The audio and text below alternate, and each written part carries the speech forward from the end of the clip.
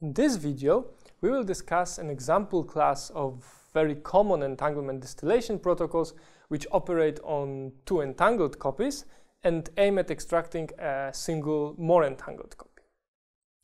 We will then also consider a specific distillation procedure from this class used to deal with a very particular type of errors. The procedures that we will consider here include a control NOT gate, which has already been discussed before. This quantum gate is very analogous to its classical counterpart.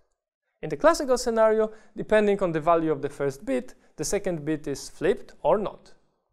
That is, if the first bit is 0, the second bit value remains untouched, as can be seen on the top two circuits. If the first bit is 1, the second bit value gets flipped, as can be seen on the bottom two circuits. Now, in the quantum case, our first controlling bit can be in superposition of 0 and 1, in which case in superposition we flip and don't flip the second bit.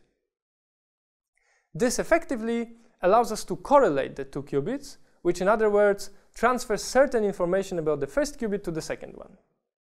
This correlating property will be crucial in our distillation procedure. The general setup of the procedure is as follows. We have Alice and Bob, whose labs are depicted with the black squares. They share two entangled pairs depicted by the two horizontal lines. The source pair is the one whose entanglement we will be trying to increase using the second target copy. We also know that the corresponding operations of Alice and Bob will be depicted such that time flows to the left in Alice's lab and to the right in Bob's lab.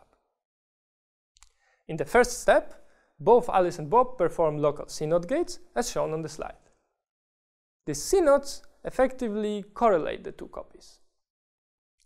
Next, Alice and Bob measure the two qubits of the target copy locally.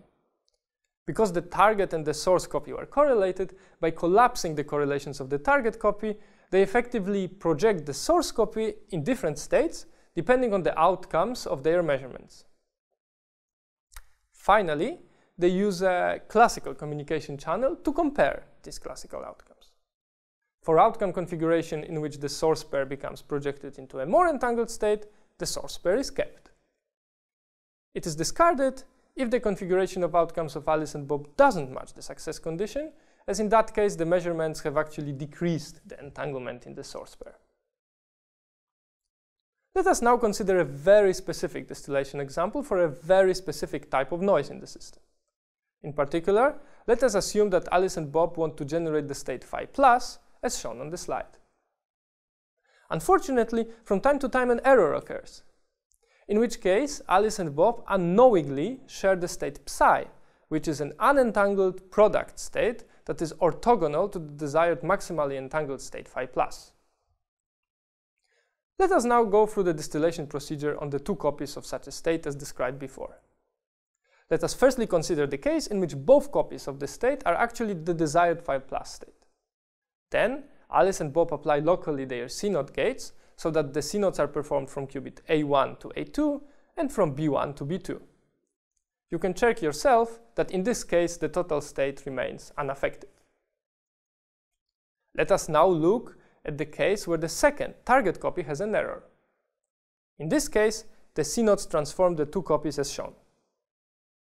Similarly, we can obtain the corresponding result if the source copy has an error and if both copies have an error.